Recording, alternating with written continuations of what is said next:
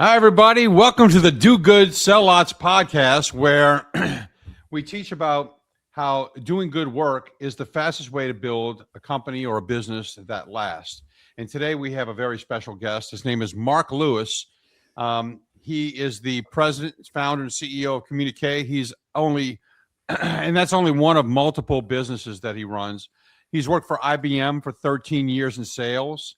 And then he was the president of the Louisiana Technology Council for 10 years. Ladies and gentlemen, Mr. Mark Lewis. What's going on, Mark? Hey, man, thanks for having me. Enjoy. Look forward to it. Awesome. So just tell us briefly about what you do. Give us the elevator pitch about what you do for a living and how you help people. Well, I'm involved in a lot of different aspects, obviously. Currently, I run CEO roundtables for the state of Louisiana, both in Baton Rouge and New Orleans. And we get together 10 months out of the year. It's a whole year program that the state has implemented. And we go over various aspects of what businesses need to do to help accelerate their growth. And we focus on particular topics and themes within the business environment that they can take back to their own environment and organization and implement to help them be successful. So the state has invested in this program. For every dollar that they've invested, they've actually gotten a $9 return. And we started this back about 12 years ago. They did a pilot test. I was fortunate enough to be the facilitator and the moderator, and then it was so successful they rolled it out to the rest of the state. So I'm involved with that. I do individual consulting, leadership consulting with various clients. I actually run an IT symposium every year as part of my days with the Louisiana Technology Council. We've been continuing to do that to help promote the technology industry in the state of Louisiana. And now I recently, as an entrepreneurial spirit that's been in my DNA for some years, I helped co-found this company called Evolve Media AI Corporation. We have a patented technology for video editing. We're not a editing tool per se, but we're actually a platform that people can upload their videos, multiple videos. And what we do is, based on the choices they make, we can cut and splice and produce a video for them, customize, and it's all done in minutes. We call ourselves the video GPT of Chat GPT. All right. Well, we're going to have to talk because I do a lot of videos. Oh, good. Yeah, I'll be happy to show you a demo. Sure. I would love to. Let's talk about that after.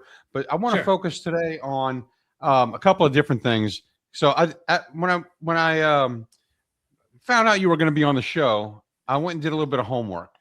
And I saw that you were an author, a best-selling author. And your book is called Give a Damn. And that was very interesting. I haven't finished it yet. I just started, but I hope there's no spoilers here, but I want you to tell me your experience with, the book that you wrote and how it's helped people and what it's about.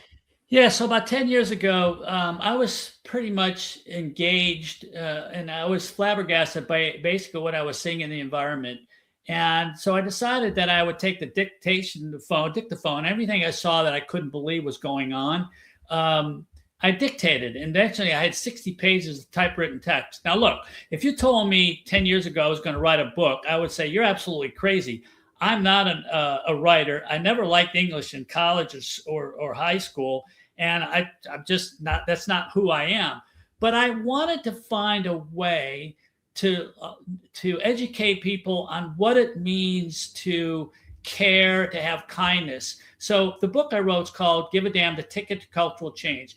And my general overview was that our society has become more selfish, self-centered, where it should be selfless, and identified 9 areas that are causing our society to be that self-centeredness, and it's ego-driven. So it became apparent to me, and it's my driver, and that if people can implement a give a damn attitude, and then what that means is doing for others as much as you would want them to do unto you. If you take care of people and you serve people and you do all the right things, it's going to come back to you in droves. Now, there's a very interesting story in that book too about how the Louisiana Technology got involved with the fraud case against the mayor of New Orleans at that time, and how we were the organization that actually recovered the data that helped with that case. And I'm not going to get too deep into it, but it was a fascinating story and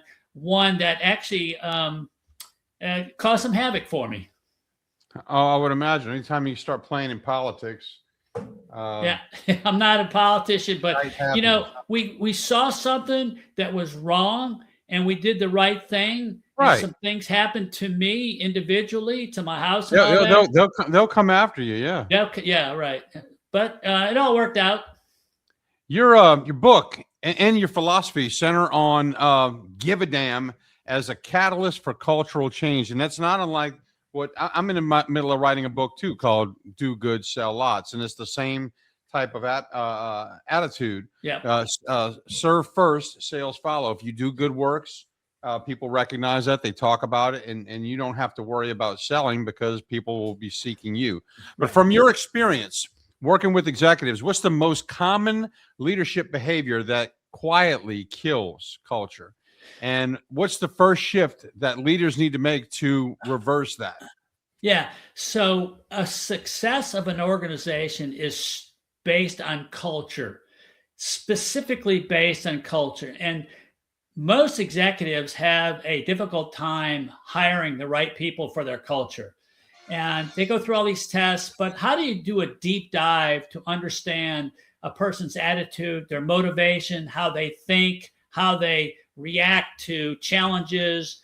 And so what I've developed actually is what I call the unthinkable approach to hiring. And it's a specific interview technique that does a deep dive into how to hire somebody. So Brett, let's say I'm going to hire you. So Brett, I'm going to say, look, I'm going to say 1 or 2 prompts. I want you to tell me the first thing that comes to your mind. There are no right or wrong answers. I have 90 prompts that go through this, and I'll give you a few of them.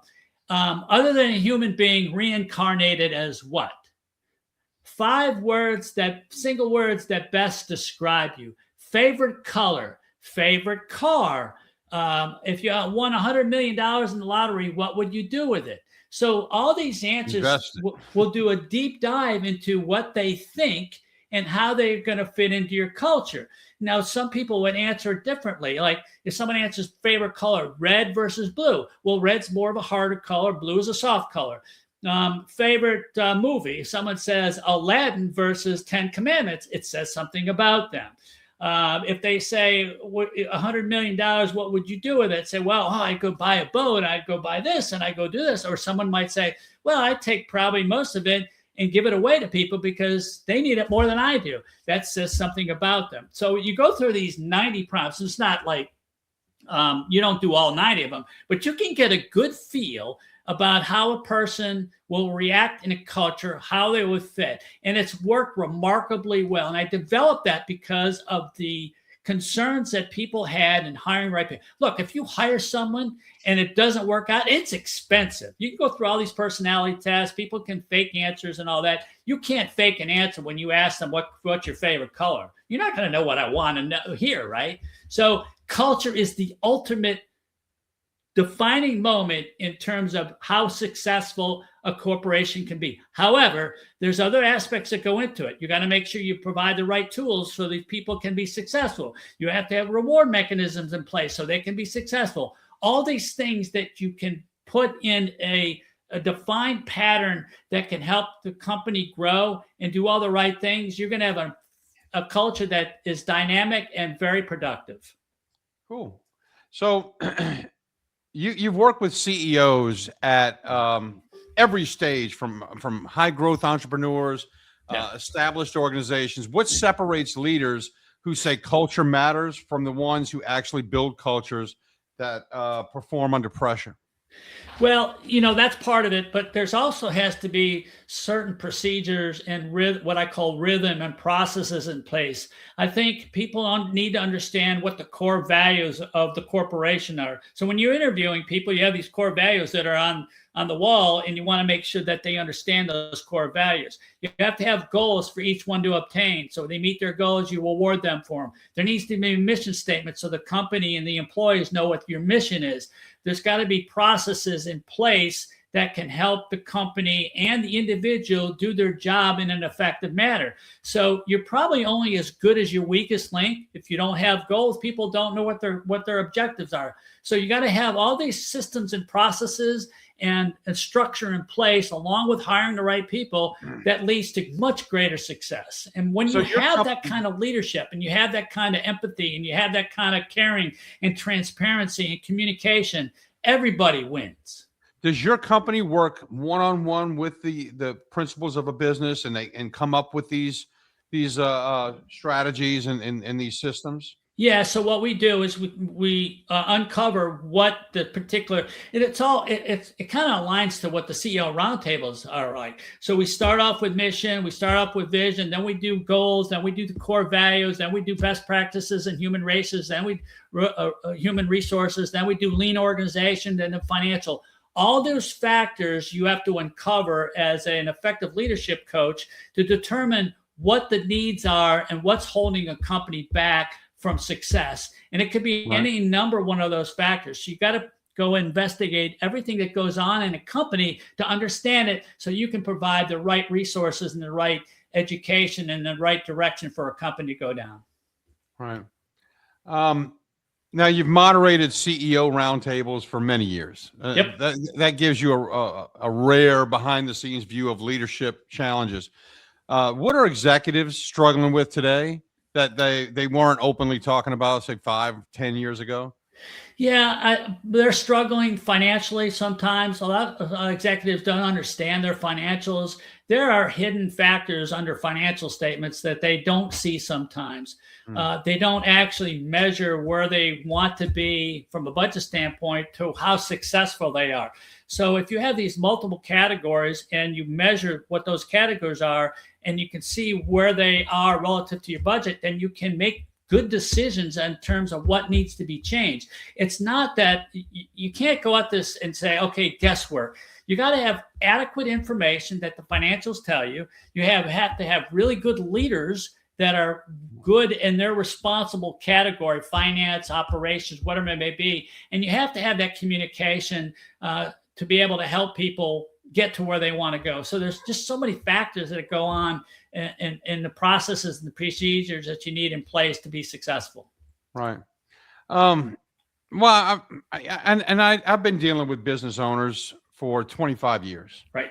And I've seen the type of business owners that fail pretty quickly. And I've seen the businesses that have started as a mom and pop. Like, for example, one of my clients had a lawn cutting company. He had one truck, one trailer, and it was just him and his brother. Right. And within 4 years, they had 5 or 6 different trucks, and they had a cruise of lawn care people. And he wound up selling the company and making a lot of money on the sale of his company. And he started another company doing construction after that. So what I found, and I know you probably see this too, and correct me if I'm wrong, the thing that sets the successful people apart, in my opinion, and from my experience, is courage. The courage to take action. The ones that don't succeed are the ones that are stagnant, and they're sitting there doing the same thing in a comfortable space and not moving forward. So what advice do you have for businesses that are like that right now? So when people grow as an entrepreneur, you're always doing everything typically. Right? I mean, you're doing the financial because you can't afford to do it. But as you grow, the biggest difficulty for an entrepreneur is to be able to have a paradigm shift. That shift is there's a certain level where you can't do it all yourself. And if you continue to try to do it all yourself without delegating to experts, then your growth will not be there, and you're going to be overwhelmed. And that's where you lose the courage to go forward because you're overwhelmed. The best way to solve overwhelmness is to find people that are smarter than you in specific categories and let them do their job. Find the right leaders to be able to take what you've done and their expertise and let them do their job without having to get meddle into the affairs. Entrepreneurs have a hard time letting go. And so it's very difficult for an entrepreneur to run a $10 million company because they don't want to let go. But That's the thing. You have to have the courage and the openness to know what you don't know and to get the right people to do the work in their expertise. I 5x'd my business within 2 years, from going to the guy that did the sales and built the websites and did the marketing in front of my and I did it all. Yep. And the moment that I decided I'm going to hire other people to do this and just focus on building the business, that was the moment that snapped everything into place and turned me into a more successful than I ever imagined I would. And I got a lot more to go. Yeah. So a lot farther to go too. We have a standard in the CEO roundtable. And when they first come in, I ask them, what percentage of the time are they working on the business versus in the business? Right. And what the goal is, a lot of times they come in at 10, 20, 30%. We transition them to working on the business, creating strategy, business development versus doing the day-to-day activities. And that's the transition. A good leader needs to know that in order for you to grow like you should, you work on the business and not in the business. Right. Last question for you. Many business owners, leaders, and they're technically competent. Like I was telling you, I used to do everything, right? Right. But a lot of folks out there, they struggle with communication and alignment, right? So if an executive could improve just one communication habit that would immediately elevate trust with others, accountability, and their results, right? What would that be? What should that be, and why? Well, it's funny you bring that up, because one of the things I recommend within an organization is to have what they call daily huddle calls. I don't know if you're familiar with that, but it is a call that it's done on a daily basis. It should last no longer than 10 minutes, and you get each individual to talk about what they're doing that day, what challenges do they have, and what can they do to help whatever they need to get done for that day. And the reason for that, it increases communications within everybody that's on that huddle call. And you have basically 15 to 30 seconds saying, it's really it's designed for identifying problems, and then you take the problem offline and deal with it. But the communication via the huddle call on a daily basis has proven to be remarkably successful. And it actually, you say, well, I don't want to do that daily. It actually improves communication, because you're not getting at a water cooler and discussing all these things. It helps everybody understand what everybody else is doing and makes it more accountable, to be honest with you.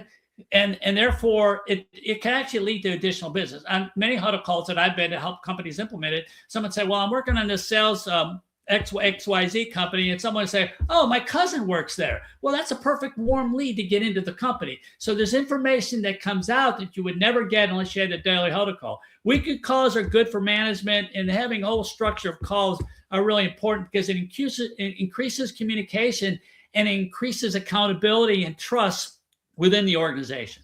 And so that's every day, Monday through Friday, first thing in the morning. 10 minutes max. Yeah, first thing. And look, it can be at a very odd time, because you want people to remember it. It could be at 7:50 a.m. and you're done at 8. It could be a stand-up meeting that you have at your office. And you can get a 1-800 number called freeconferencecall.com and get a call where everybody can dial in no matter where they are. Right. All right. Well, that's the questions that I have for you. But now I'm going to allow you a couple of minutes to tell us what you really want us to know.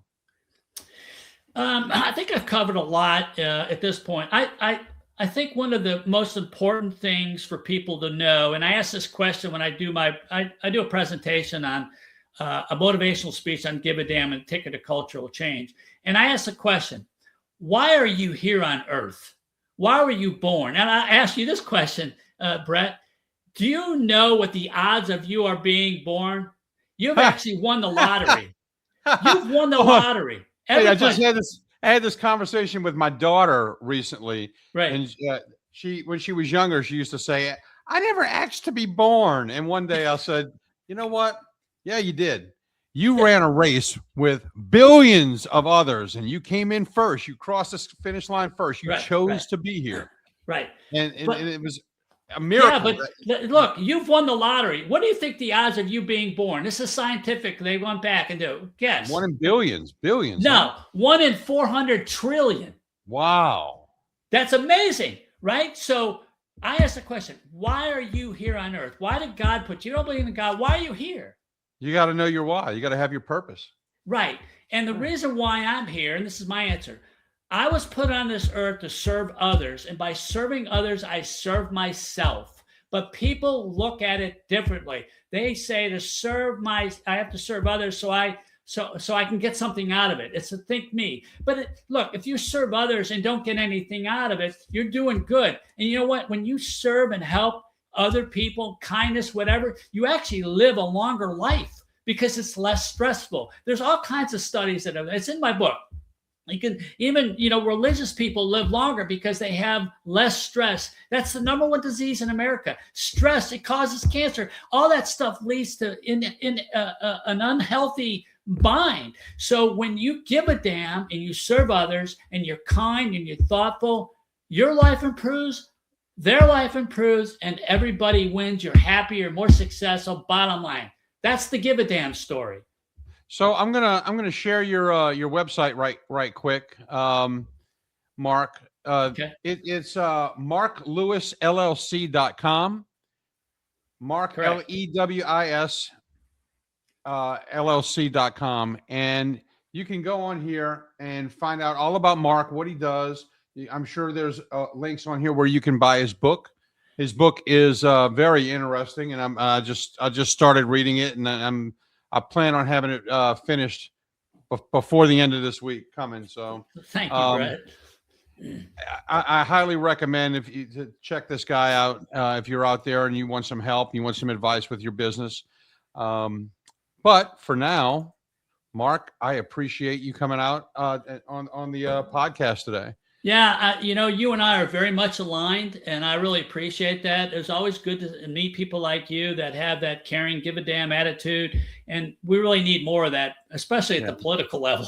But I won't get into that. But that's such an important. People just need to understand it. If they understand it, they're going to be happier, healthier, and you're doing the right thing. Yeah, it's actually like magic. And when I was early in my business, it was all about sales. I got to make a sale. I got to make the money. And it was a daily grind. It was a daily stress. It was a daily struggle to have to go out there and harass people every day and try to get them to. And then the shift happened when I decided to not worry about the money anymore. Let's worry about the client. Let's worry about the project. Let's worry about the deadline. And as time went on, the word got out that if you hire our company, you're going to get a good job. They're going to they're going to bend over backwards for you. And that was when the light went off. Hey, if I do good work, I don't have to worry about sales anymore because it's just going to come. And it's like magic. It's like a magic trick. It just, Yeah, that's a good point. I'll take a quick story before we go. I had a client at IBM, and he wanted to buy an AS400. And at that time, the AS400 didn't have enough memory into it. So this guy wanted to buy and I said, Mike, look, I would love you to sell it because I had big bonuses I could make. I said, Mike, I'd love for you to buy the equipment, but you can't right now. And the reason why, he says, why? I said, I'm not going to do it because you're not going to be happy. We have to wait. You got to give me 4 or 5 months to wait because they need to increase the memory. It was not processing and you're not going to be happy. And he went back, and I had a customer for life. I saved him a lot of pain and headache. I could have benefited by selling that to him because I would have made a lot of money at it, but that wasn't the right thing to do. People know what the right thing is to do, but they justify a lot of times in their mind that it's right, even though they know it's wrong. If you can imagine that. So anyway, all right. Well, thanks for coming on the podcast, the Do Good, Sell Lots podcast. I'm Brett Thomas, and our guest today, Mark Lewis. Fantastic show, Mark. Thank you so much. And I'm going to sign off with this. Doing good is not the reason why. Doing good is not how you make money. Doing good should be the thing that you do because that makes you feel good. It's for you. And once you get yourself away from doing things for gain and doing things and instead doing things to help other people, it is like a magic formula. Everything just starts clicking into place. So fastest way to build your business is to do good, and then you'll sell lots. And then everybody wins. Ladies and gentlemen, thank you. You guys have a fantastic weekend, and we'll see you later. Thank you, sir.